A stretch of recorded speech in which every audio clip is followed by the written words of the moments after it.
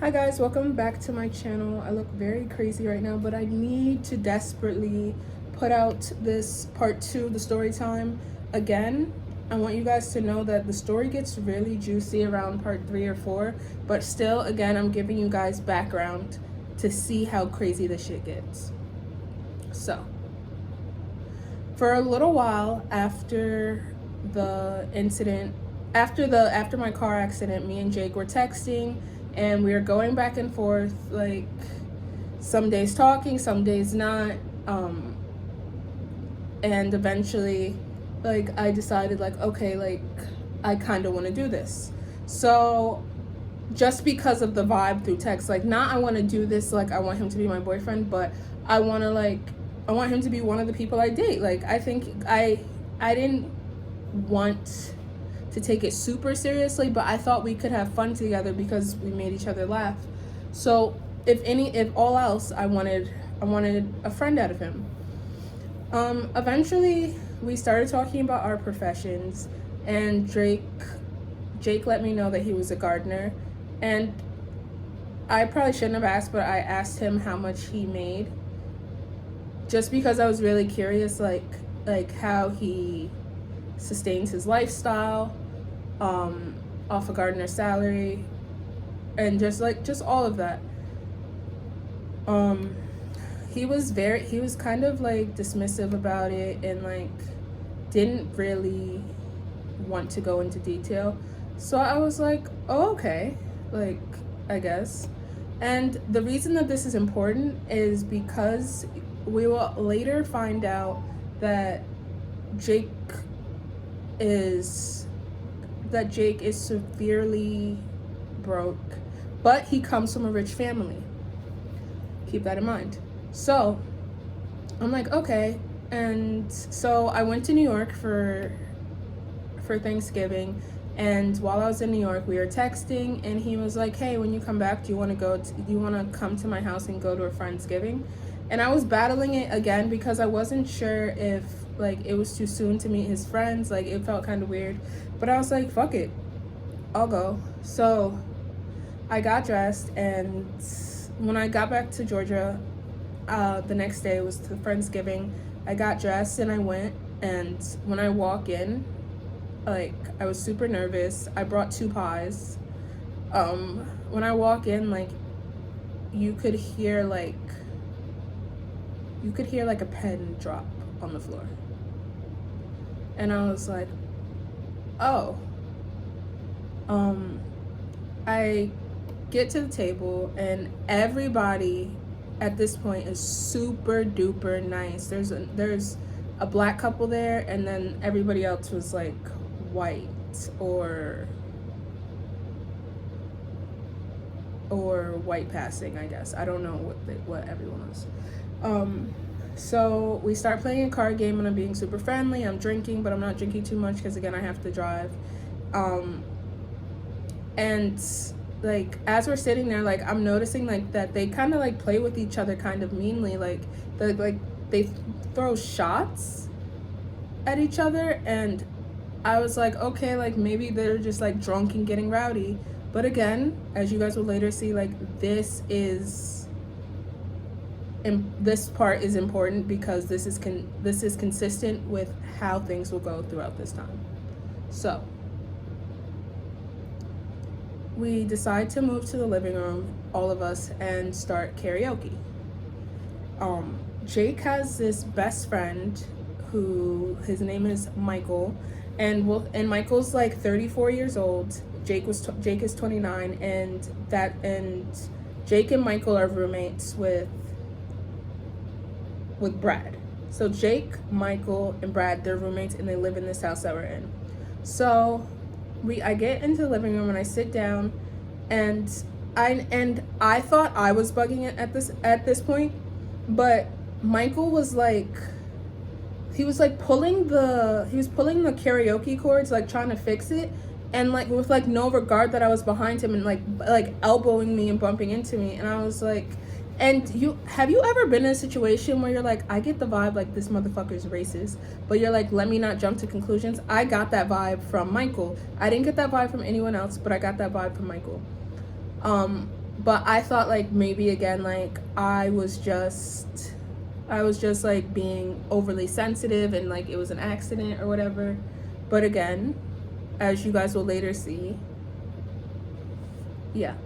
So me and Jake are on the couch and we're like talking, we're laughing, we're flirting, and like I don't know if it was because I was drinking, but like I was really liking his vibe. Like, and like the looks like started to go out the window for me, and he didn't smell bad this day.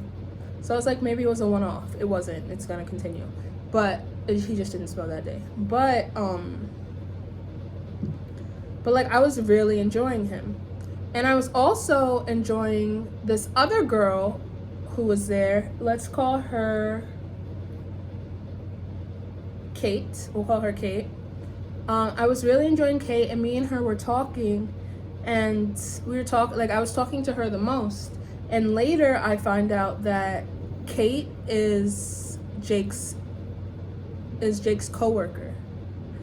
And this again is important to the story. Kate's gonna come up a lot. So me and Kate, like, we're super like friendly, like we're laughing together, and I really like Kate. I found out she was from New York too, and like all was copacetic. It was cool. So as Kate was leaving, this other girl, let's call her Bridget goes, "Oh, Jake, Kate's really sad you didn't say goodbye to her." And I was like, huh? Like what's that energy about? And like she like looked at me, and Bridget looked at me and she kind of smirked. But later in the story you'll realize like Bridget, I have no problem with Bridget. Bridget was just messy. So I was like, again, I let that go because like I wasn't sure like what was going on there. But like all of these things were mental notes. Michael like passive aggressively elbowing me, Kate, and the fact that there was like dead silence when I walked in the room. So the night ends, and at the time I had a screensaver on my phone. It was this picture I found, and it's like this black couple kissing, and the night's ending, and Christian pulls me to the side. Like I asked him to walk me out to my car, and he pulls me I said his name. Jake pulls me aside, and he's like, "Hey, who is that on your phone?" And I'm like, "What?" And I was like, "It's just a picture." And he was like, "Oh, okay." So we get to my car. Oh my god. So we get to my car, and and I'm about to get in the car, and he's like, keep in mind, this man is super dramatic, and he's gonna be dramatic from this point in the story until the end of the. That's actually rude. Like what you're doing is actually very rude. So I get in my car, and I'm like, and I get in my car, and Jake is like, "Hey, Courtney, can I talk to you for a second?" So I'm like, "Okay." And he was like, "Seriously, who was that on your phone?" Mind you, this is the first time we're really hanging out, and he's doing all this. He was like, "Seriously, who was that on your phone? Like, I need to know." And I'm really confused because yes, this is our first time hanging out, and also like even if you like me, like play it cool. Like he was doing a lot. So like I just reassured him that it was just a picture, and then he was like, I'm really appreciative of you coming, and he kissed me. It was my first kiss with a white guy, and I'm not gonna lie, his lips were lipping. Like I was feeling it. Like I liked it.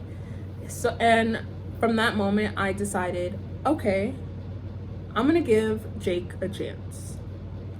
Okay. Now, at this point, I'm gonna stop so you guys can get prepared for part 3, but I'm gonna start part 3 a little bit so you know what you guys are getting into. So whoa. So Jake texts me the next day, and he asks me, like, hey, do you want to go to a film festival with me? And I'm like, yeah. And mind you, like, at this point, me and Jake are texting each other all day long. We're just being silly. So he was like, yeah, do you want to go to a film festival with me this weekend? I'd really like to take you, and I think we'd have fun there. So I was super excited, and I was like, yeah. So the weekend comes, and I show up at Jake's house, and we get dressed, and we leave in our Uber. While we're in the Uber, I guess I leaned close to Jake, but I was leaning to plug in my seatbelt, but he thought I was leaning in for a kiss. So he kissed me, and I had no problem with that. Like, we kissed before, but so he kissed me. But then he was like, I love your big juicy lips. And at the time, like, I thought, like, okay, like, yeah, I got some big lips. But again, as you guys will later see, there's more behind that. So he was like, I love your big juicy lips, like, can we kiss again? And I thought that was kind of weird to ask to kiss again, like, just kiss me, but whatever. So we kissed again, and he was like, your lips are so big, they're so nice and big. So let's stop there, and you guys will get part 2 either tomorrow or the day after, probably tomorrow. Let me know where you guys think this date is headed, like, if it's gonna go well, if it's not. Tell me what you think about Jake so far, and tell me what you think about, like, how I've been acting. Do you think I've been a little judgmental of Jake up to this point, or do you think like I was reading too much into things at this point, or do you think all of this is a little sus? We'll talk more in part 3. Bye.